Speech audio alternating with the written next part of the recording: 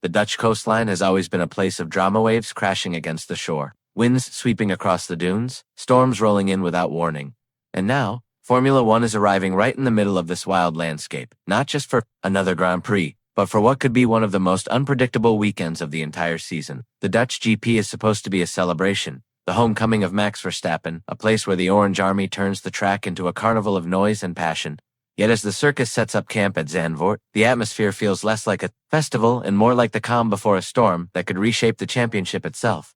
After 3 long weeks of silence, the engines roar back to life, but they do so under a shadow. The weather forecast is not just concerning, it's catastrophic. An 80% chance of rain across all 3 days means this won't be a question of whether the track gets wet, but how much chaos the sky is willing to unleash. Combine that with gusting winds of 30 to 40 kilometers per hour sweeping across banked corners, and suddenly you have a race weekend where visibility could collapse to zero, and drivers will have to rely on instinct more than eyesight. It is not the type of challenge teams like to prepare for. It is the type of challenge that exposes weaknesses and forces champions to reveal their courage. But as thrilling as that sounds for fans, the question everyone is already asking is this: can the FIA handle it? Their reputation is still bruised from Spa, where drivers and fans alike were left bitterly disappointed after hours of waiting led to only a handful of laps behind the safety car. No one wants to see that nightmare repeat itself. This time the FIA will have to make brutal, clear-cut decisions about what counts as safe racing and what becomes unacceptably dangerous. And with Zandvoort being a track where runoffs are minimal and the North Sea winds can push rain sideways across the circuit, those decisions may come faster than anyone expects. What makes this particularly fascinating is that we're not just dealing with one variable. Rain by itself is manageable. One drivers are some of the best in the world at adapting to wet conditions. Wind alone is a nuisance. But when rain and wind combine, the track transforms into something far more treacherous.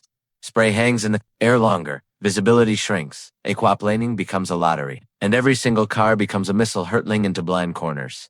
Fans want to see bravery, yes, but no one wants another race where the sport itself looks incompetent. That balance, that razor's edge between safety and spectacle, is the storm cloud hanging over this race before a single wheel has turned. And so, before the first practice session even begins, Zandvoort has already become a story of survival, not just for the drivers, but for the sport itself.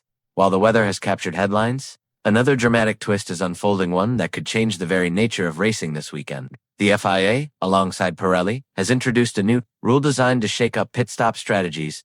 For years, Zandvoort has been a one-stop racetrack. Tire degradation is tricky, but manageable. And the safest way for teams to protect results has always been to limit pit stops and minimize risk. But fans and officials alike know what that means: predictable outcomes, reduced overtaking, and less drama on Sunday afternoons. And so, in an effort to disrupt that comfort zone, the pit lane speed limit has been raised from 60 kilometers per hour to 80 now. On paper, that might sound like a small tweak, but in Formula One, a few seconds can decide everything. The increase slashes the time penalty of pitting, making a two-stop strategy far more appealing. Suddenly, teams will be forced into a game of poker. Do you play it safe, nurse your tires, and stick with the one stop that simulations say is still quicker? Or do you gamble on fresh rubber, trusting that track position can be clawed back with speed, aggression, and a bit of luck? The FIA is betting that the lure of reduced pit stop losses will tempt teams into rolling the dice. Yet Zandvoort is not like Monza or Spa. It is narrow, claustrophobic, and built in an era when F1 cars were half their current size. The modern machines, wider and heavier than ever before, struggle to squeeze through its corners side by side. Overtaking here is notoriously difficult, which means that even if you have fresher tires, getting past slower cars ahead can feel like running into a wall. Teams know this, and that's why many still lean towards the safety of the one-stop. After all, what good is extra speed if you're trapped behind someone else with no room to pass? This is where the FIA's gamble. It becomes so fascinating. They are trying to inject unpredictability into a circuit that often resists it. And it's not just about Zandvoort, it's about the bigger philosophy of Formula One. The sport has long wrestled with how to balance tradition and spectacle, strategy and chaos.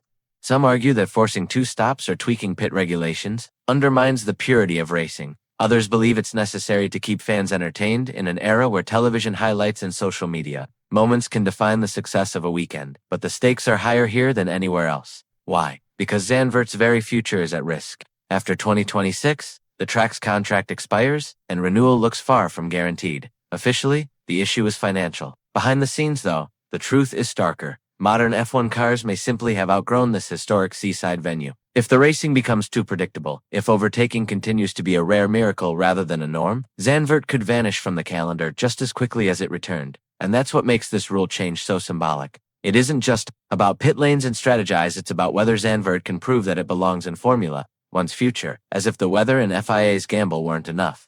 There's another storm brewing, this one inside the walls of Red Bull Racing. For years, they've been the immovable force of Formula One, the benchmark everyone else measured themselves against.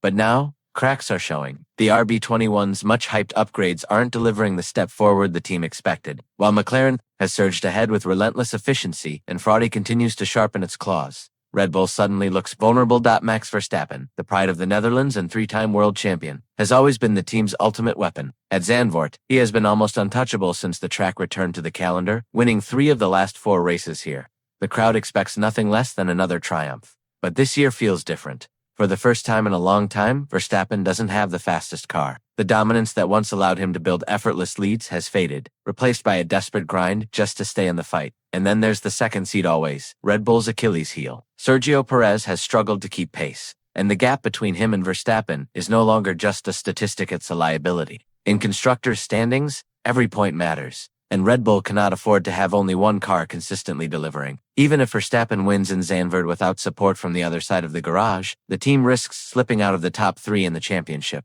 That scenario would have been unthinkable only a year ago. Whispers about Verstappen's long-term future are starting to grow louder. For a driver of his caliber, patience is thin when performance drops.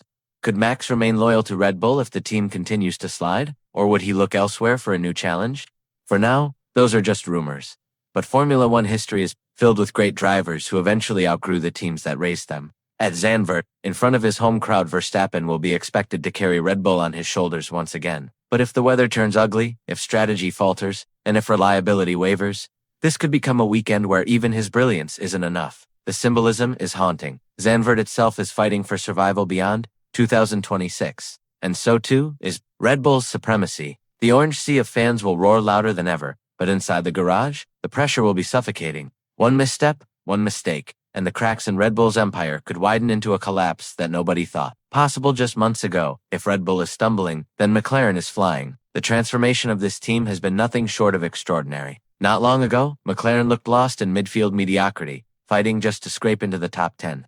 Now, under Andrea Stella's calm but determined leadership, they've become the fiercest challengers to Verstappen's crown. And at the center of this rise is Lando Norris, a driver who has matured from a cheeky, fun-loving talent into a serious title contender. Norris's form has been blistering. 3 wins in the last 4 races, each one building his confidence, each one proving that he can not only win but dominate. For years, the narrative was that Norris lacked that killer instinct, that final edge needed to convert promise into victories. Those doubts are fading fast. Listen to his words, and you hear not arrogance, but conviction. He feels prepared for any situation, ready for any battle, more complete than ever before, and it shows on track. His decision-making is sharper, his consistency stronger, his race more polished. This is the Lando Norris that McLaren always believed he could become. But Zandvoort is not as gifted as a trial. The weather will test his composure, the track will test his patience, and Verstappen will test his courage. To beat the reigning champion in front of his home fans is the kind of achievement that defines a career. Norris knows it, the team knows it, and the fans are beginning to sense it too. Momentum is a powerful force in Formula One, and right now, Norris is riding a wave that looks unstoppable. Yet McLaren's story isn't only about one man. Oscar Piastri, still young but already impressively polished, lurks in the shadows. He has shown flashes of brilliance capable of matching Norris on raw pace. For McLaren, it's a luxury to have 2 drivers pushing each other, but it's also a delicate balancing act. When both men are in contention for podiums or even wins, a team must manage egos, strategies, and risks carefully. One wrong call, and what should be a double success could turn into bitter conflict. And then there's Ferrari. Andrea Stella has already admitted that the Scuderia could become a major threat in the second half of the season. Charles Leclerc's pole in Hungary was no fluke, it was a warning. Ferrari's speed is real, and if reliability holds, they could start stealing victories the McLaren believes belong to them. For Norris, that means every point is precious. Every race a battlefield, not just against Verstappen, but against rivals in red who are desperate to reinsert themselves into the title conversation. For McLaren, Zandvoort is more than an opportunity to prove that this resurgence is not a flash in the pan. If Norris delivers under these chaotic conditions, if the team outsmarts both Red Bull and Ferrari, then this won't just be momentum, it will be a statement that the championship is theirs to lose. But as always, in Formula One, the spotlight is never shared equally. While champions fight for glory, others fight simply to survive. And at Red Bull's sister team, Yuki Tsunoda is staring down the fight of his life.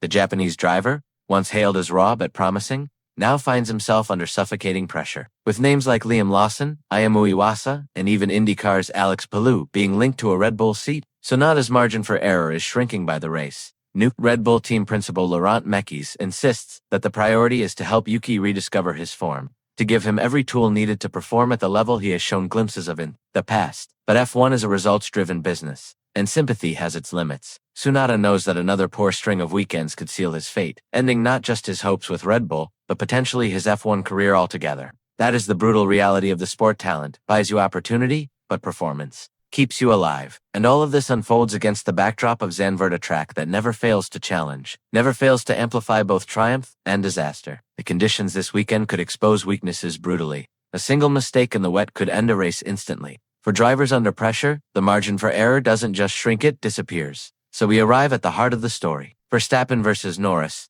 the reigning king against the rising challenger. Ferrari lurking, Red Bull cracking, McLaren ascending, and drivers like Tsunoda fighting just to keep their seats. Zandvoort is not just a circuit, it has become a crucible, a place where careers can be redefined, reputations shattered, and legacies forged. And maybe that's why this weekend feels so monumental. Because it isn't just about who wins a trophy on Sunday, it's about what happens after. If Verstappen loses here, the narrative of his invincibility fractures. If Norris conquers, the championship momentum tilts permanently in his favor. If Ferrari sneaks through, the season transforms into a three-way war. And if Red Bull's second seat continues to implode, the team may face a future without the stability that once defined them. Calm seas never made skilled sailors, and there will be no calm seasons, and the storm is coming, and it will test not only cars and drivers, but the very resilience of Formula One as a whole. This is more than a race, it is a moment of truth. So, I'll leave the question with you. When the checkered flag falls at the Dutch Grand Prix, who will emerge stronger? Verstappen defending his home turf? Norris proving his rise is unstoppable? Or Ferrari forcing their way back into the spotlight? Drop your thoughts below, and if you want to ride this roller coaster with us all season long, make sure you subscribe. Because in Formula One, the story never ends, it only gets more dramatic.